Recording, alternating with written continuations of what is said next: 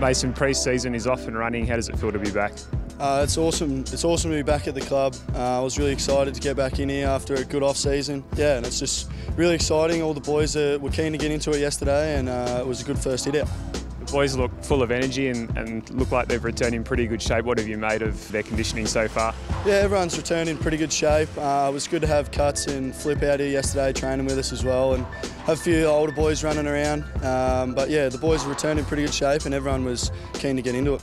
You mentioned a couple of new boys there, Andrew Phillips and Tom Cutler. There's also Sean Murphy, who arrives as head of strength and conditioning, and Blake Carosella as an assistant coach. What are you hoping they're going to bring?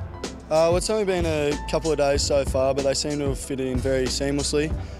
Sean seems like he's going to lead us in a new direction with our fitness and strength and conditioning, and I'm really looking forward to working with him. And Blake, obviously, with our attack and that sort of stuff in the football side of things. I think it's really exciting for the club to have these two new faces and professionals on board. What did you get up to over the break to refresh?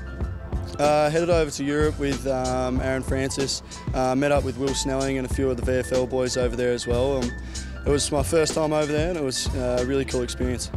You got a few interests as well out of footy, flying planes, is that one of them? Yeah, I go flying a bit with my grandfather back home. I'm looking to get my plane licence sometime in the near future, so I can go flying with him and even sometimes without him.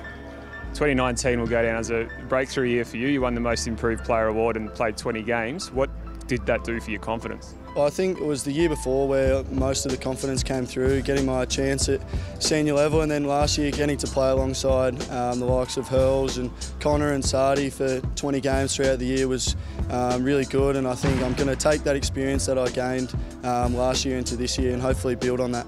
Now that you've solidified your position there in defence, what are you hoping is the next stage for you? I want to take my game to the next level and be one of the premier defenders at Essendon and even the comp. But I want to really continue to build strong relationships with the other backline players and the rest of the team, so we can become a really powerhouse team of the competition.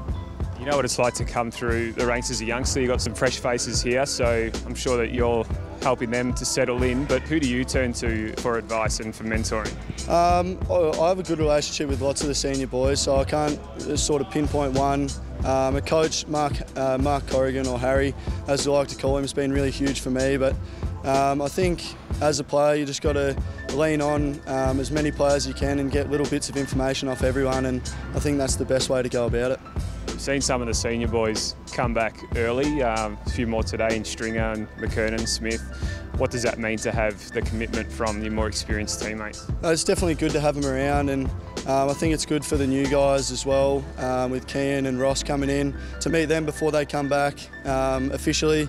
And I think it's really good for the team morale as well. The start of pre-season can often be a tough time for especially younger players, but having these boys around to lead us through is, it's really good. Well, mate, so thanks for the chat and all the best over pre-season. Thank you very much.